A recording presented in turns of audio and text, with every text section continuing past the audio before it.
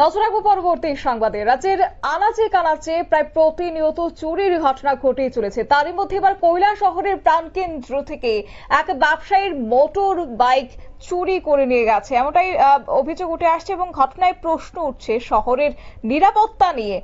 কৈলাসহরের উপকণ্ঠে central road এলাকায় নীতিশ রঞ্জন দে বিগত ৩৫ বছর ধরে ব্যবসা করছেন।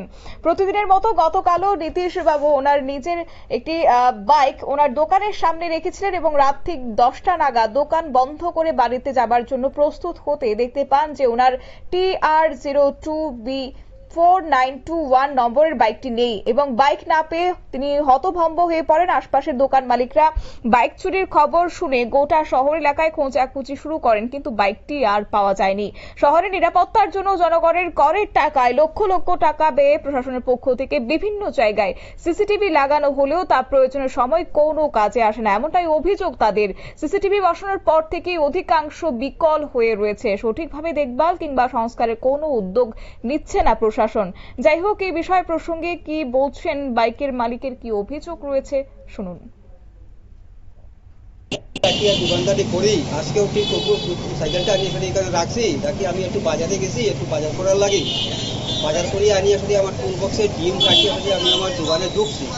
টুকিয়া করে সময়ে বেশি হইলে 15 থেকে 20 মিনিট সময়, এখন আস্তে আস্তে বাড়ি যাওয়ার সময় মিডিয়া বাড়ি আছে, এদিকে আমার বাইকটা নাই, কিন্তু চাবি আমার পকেটে, কিন্তু আমার বাইকটা নাই তো নাই, কিন্তু আমি মহা সমস্যা করছি। আমার নাম নীতিশ রঞ্জন সেন, ডাক নাম বুলু।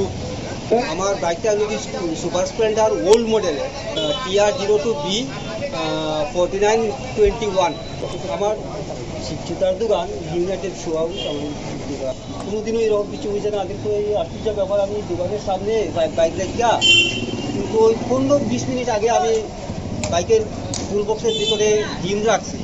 ডিম রাখিয়া সারিয়া দোকানে গেছি, গিয়ে 15-20 মিনিট পরে আমি এটিএ করিয়া সারিয়া কাস্টমার আসছিল, পয়সা কিছু করছি করিয়া সারিয়া এখন খুলে না আস্তে আস্তে যে যাইতাম দিয়া। তো সেইদিকে আমার বাইকটা নাই, ওই বাইরে সারিয়া আসলে পূজাপুজি করলাম, আশপাশ দিকে নাই বাইকটা নাই। এটাই তো, আমি তো কোনো কিছু হদিস পাইতেছি না।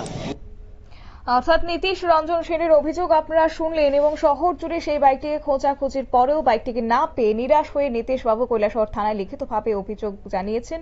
এবং এই ঘটনায় একটি বিষয় স্পষ্ট হয়ে যায় যে শহরবাসীরা কোনো অবস্থাতেই নিরাপদ নয় এবং এই চুরির ঘটনা নিয়ে লিখিতভাবে অভিযোগ তিনি দায়ের করেছেন। তবে এখন দেখার বিষয় পুলিশ প্রশাসন আদৌ সেক্ষেত্রে সদর্থক ভূমিকা গ্রহণ করে কিনা, কারণ প্রত্যেক দিনই এই চুরির ঘটনা ঘটেই চলেছে বলে দাবি এলাকাবাসীদের।